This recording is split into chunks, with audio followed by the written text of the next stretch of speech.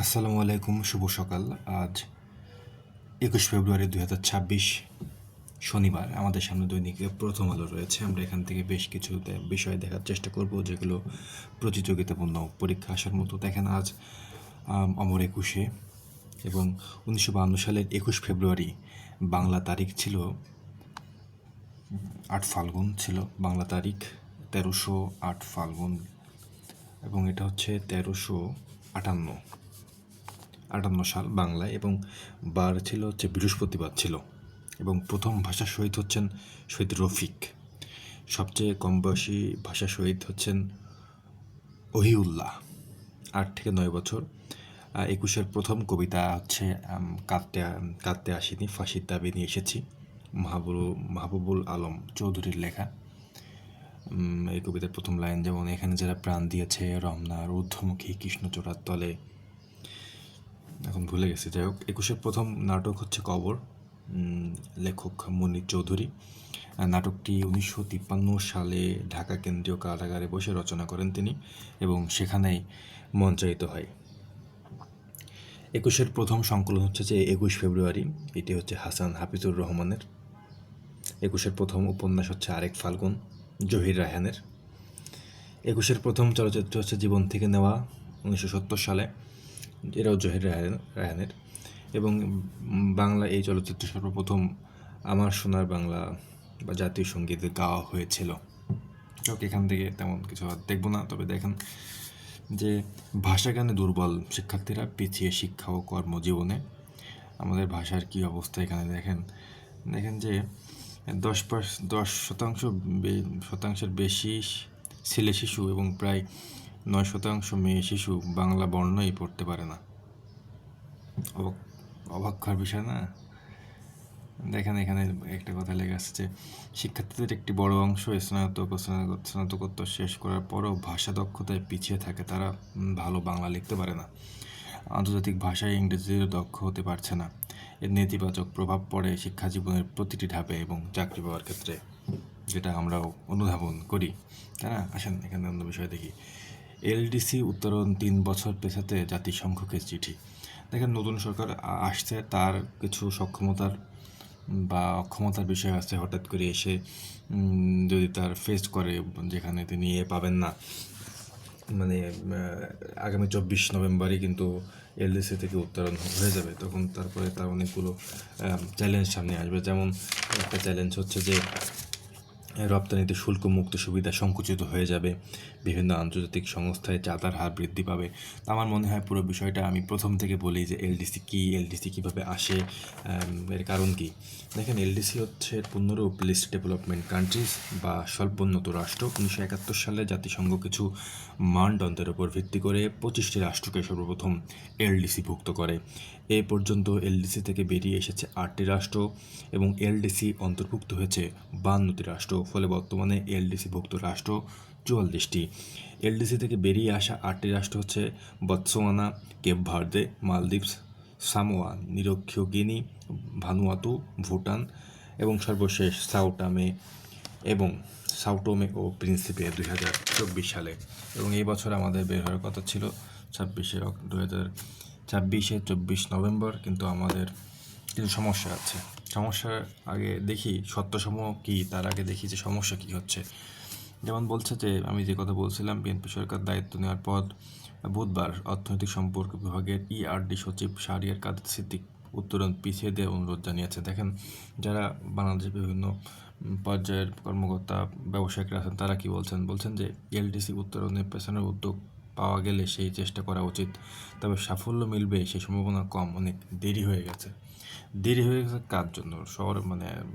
যার জন্যই হোক, এটা সরকারের জন্য তো তাড়াতাড়ি হয়েছে। আচ্ছা, চীন, ভারত ও ইউরোপীয় ইউনিয়নের মতো রাষ্ট্র ও জোটকে নিজেদের পক্ষে রাখতে এখনই সরকারকে কাজ শুরু করতে হবে। আচ্ছা দেখি, আমরা এলডিসি থেকে যে উত্তরণ হচ্ছিলাম না হওয়ার কারণ কি, চাচ্ছি না কেন, বা আমরা কীভাবে এলডিসি থেকে বের হওয়ার সত্যসমূহ কী, যেটা আমরা পূরণ করে ফেলছি, তাই তো বোঝা যাচ্ছে। দেখেন 3টা আছে এই ধরনের সত্যসমূহ। প্রথমটা হচ্ছে কোনো এলডিসিভুক্ত রাষ্ট্রের পরপর 3 বছরের মাথাপিছু আয়ের গড় যদি $1230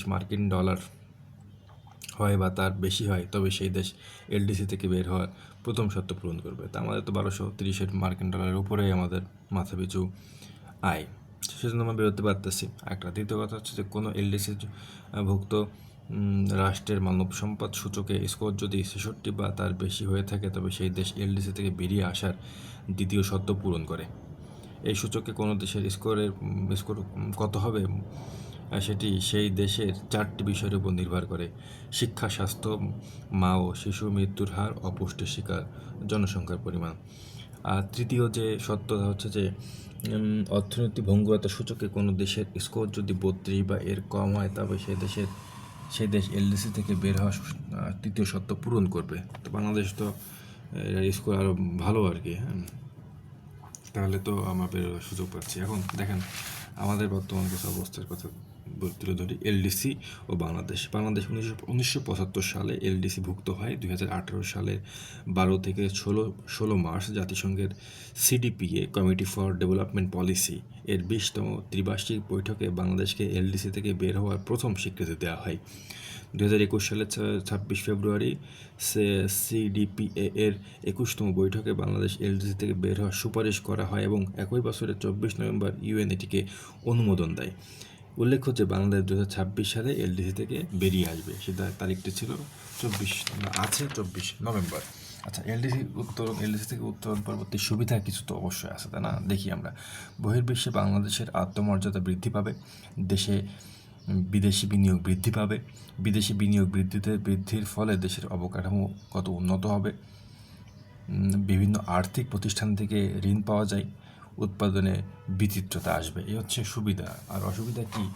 আগেই বলছিলাম যে রপ্তানিতে শুল্কমুক্ত সুবিধা সংকুচিত হয়ে যাবে, বিভিন্ন আন্তর্জাতিক সংস্থায় চাঁদার হার বৃদ্ধি পাবে, বিদেশি ঋণের সুদের হার বৃদ্ধি পাবে, পণ্যের প্যাটেন্ট সুবিধা কমে যাবে, আমদানি ব্যয় বেড়ে যাবে। এই হচ্ছে মূল বিষয়। সেজন্য সরকার চাচ্ছে যে এটা পিছিয়ে দিতে, যাতে তার সুবিধাগুলো পায়, কারণ এখন অর্থনৈতিক ভঙ্গুর অবস্থায় আছে। পাশাপাশি বিশেষজ্ঞরা বলছেন যে ভারত, চীন ও ইউরোপীয় ইউনিয়নের সাথে একটা ভালো সম্পর্ক রাখার জন্য, যেটা কিন্তু চেষ্টা চালানো হচ্ছে। কারণ এখনকার আসলে যে ফরেন পলিসি আসলে সেটা হয়ে গেছে যে পাবলিক ডিপ্লোমেসি, অর্থাৎ ইকোনমিক ডিপ্লোমেসি, অর্থাৎ অর্থনৈতিক কূটনীতির হয়ে গেছে। কারণ এখন ব্যবসা বাণিজ্য ছাড়া পররাষ্ট্রনীতি কল্পনাই করা যায় না। এবং এটাই হচ্ছে যে 80-90% এটাই নির্ভর করে, যে যেমন ব্যবসা বাণিজ্য যেমন করবে, তার সাথে নির্ভর করবে যে কেমন সম্পর্ক আছে। যাই হোক, আসলে এখানে দেখতে পারেন যে ভারতীয়দের জন্য বাংলাদেশের ভিসা চালু হচ্ছে, একই সাথে বাংলাদেশের জন্য ভিসা চালু হয়ে যাবে আর কি, সেটাই আভাস দেওয়া হয়েছে। এটা স্বাভাবিক হয়ে যাওয়ারই কথা। আসেন, ট্রাম্পের পাল্টা শুল্ক, অবৈধ নতুন 10% শুল্কের ঘোষণা। দেখেন, যুক্তরাষ্ট্রের প্রেসিডেন্ট ডোনাল্ড ট্রাম্প বাংলাদেশ সহ বিভিন্ন দেশের উপর যে পাল্টা শুল্ক আরোপ করেছিলেন, সেটিকে অবৈধ ঘোষণা করেছে দেশটির সুপ্রিম কোর্ট।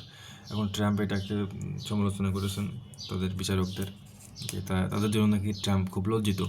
তো ট্রাম্প আবার নতুন করে 10% দিয়েছেন। কেন দিয়েছেন? যে আগের যেহেতু বাতিল হয়ে যাবে, তাহলে আবার 10% দিই। তবে এখানে কিছু পার্থক্য আছে, আমি বোঝার চেষ্টা করছিলাম যে 10% দেওয়ার পরে বাংলাদেশের অবস্থান কী দাঁড়াবে। দেখেন, বাংলাদেশের সাথে একটা যুক্তরাষ্ট্রের বাণিজ্য চুক্তি হয়েছে, সেই চুক্তি নিয়ে কিন্তু সমালোচনা চলছে। তাতে যুক্তরাষ্ট্র থেকে নানা ধরনের পণ্য আমদানির শর্ত দেওয়া হয়েছে। এখন নতুন যে 10% আছে, এই 10% কীভাবে কার্যকর হবে, ট্রাম্প একটা আভাস দিয়েছেন এখানে। ট্রাম্প বলছেন যে যাদের সাথে আমার সম্পর্ক হয়েছে, চুক্তি হয়ে গেছে, তাদের সাথে বহাল রাখবো, যেখানে হয়নি তাদের সাথে আসলে কাজ করা হবে।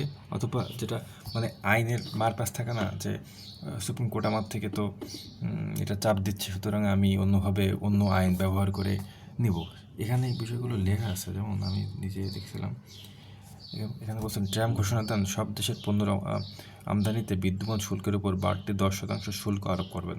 তিনি এও বললেন, তার শুল্কের হুমকির মুখে বিভিন্ন দেশের সঙ্গে যে বাণিজ্য চুক্তি হয়েছে, তার অনেকগুলো বহাল থাকবে। এটাই বলছিলাম যে আগে যে বাণিজ্য চুক্তি হয়েছে সেগুলো বহাল থাকবে। আলাদাভাবে ভারতের নাম উল্লেখ করে চুক্তি বহাল থাকার কথা বলেন তিনি।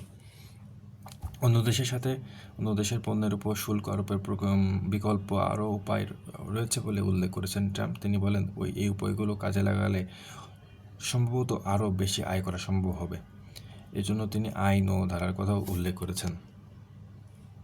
আচ্ছা, এখন এই রায়ের পরে কি হতে পারে, এটা কি দেখা যাচ্ছে? আদালতের এই রায় নিয়ে মার্কিন পরামর্শ প্রতিষ্ঠান হওয়ায় ইউওয়াই প্রধান অর্থনীতিবিদ গ্রেগরি ডাকো উনি বলছেন যে আদালতের রায়ের পর গড় শুল্ক হার 16.8% থেকে 9.5% নেমে আসতে পারে। তবে এই কমাটা সাময়িক হতে পারে, কারণ নতুন করে ব্যাপক হারে শুল্ক আরোপের জন্য অন্য পথ খুঁজতে পারে মার্কিন সরকার। দেখি আর কি বিষয় নিয়ে আলোচনা করব।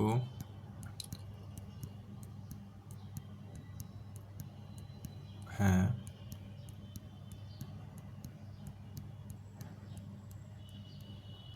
এটা দেখতে পারেন যে ভিসা ক্যাশব্যাক ক্রেডিট আনলো ব্র্যাক ব্যাংক। গ্রাহকদের জন্য বিভিন্ন সুযোগ সুবিধা সম্বলিত ভিসা ক্যাশব্যাক ক্রেডিট কার্ড চালু করেছে ব্র্যাক ব্যাংক। এই কার্ডে কেনাকাটায় গ্রাহকেরা সাশ্রয় সুবিধার পাশাপাশি লাইফস্টাইল ও ফাইন্যান্সিয়াল ফ্লেক্সিবিলিটিও উপভোগ করতে পারবেন।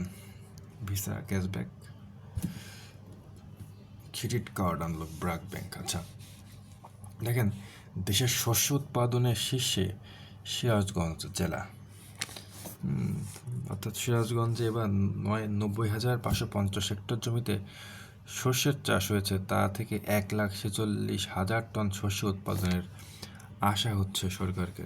কি বলেছে যে শস্য উৎপাদনের শীর্ষ জেলা সিরাজগঞ্জ। এ জেলার পাশ দিয়ে বয়ে গেছে বাংলাদেশের বৃহত্তম জ্বলন বিল। এই বিলের পানি মিশ্রিত পলিমাটি এই জেলাটিকে সারা দেশ থেকে আলাদা করেছে।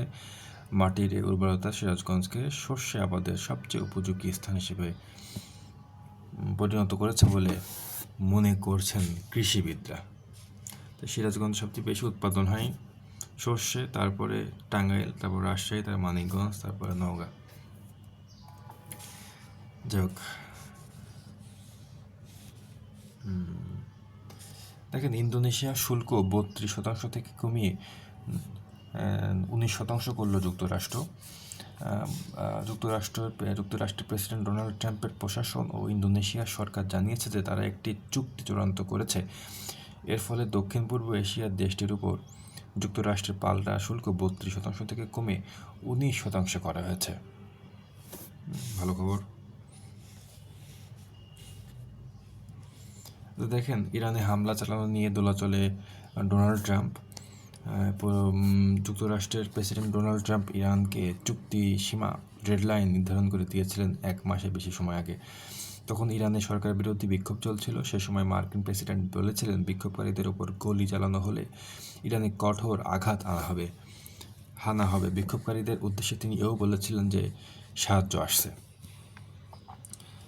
দেখেন, হামলা বিষয়টি সামনে এলো কেন? সুইজারল্যান্ডের জেনেভা শহরে ইরানের প্রতিনিধিদের সঙ্গে মার্কিন প্রতিনিধিদের বৈঠকের মাত্র 2 দিন পর গত বৃহস্পতিবার তেহরানকে একটি সময়সীমা বেঁধে দিয়েছিল ট্রাম্প।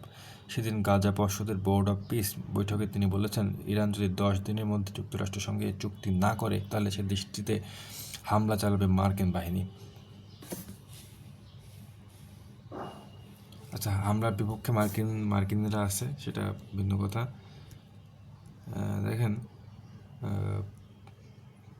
এখানে মার্কিনের বিপক্ষে বলতে ট্রাম্পের যে আসলে এই জনপ্রিয়তা কমছে, এটারই আভাস দেওয়া হচ্ছে। একটা পাল্টা হামলার সংখ্যা। সিবিএস ও কুইনিপিয়াক ইউনিভার্সিটির গত জুনের জরিপে দেখা গেছে প্রতি 10 জনের 8 জন অংশগ্রহণকারী অন্তত কিছুটা হলেও বড় পরিসরে যুদ্ধ বেঁধে যাওয়ার সংখ্যায় ছিলেন।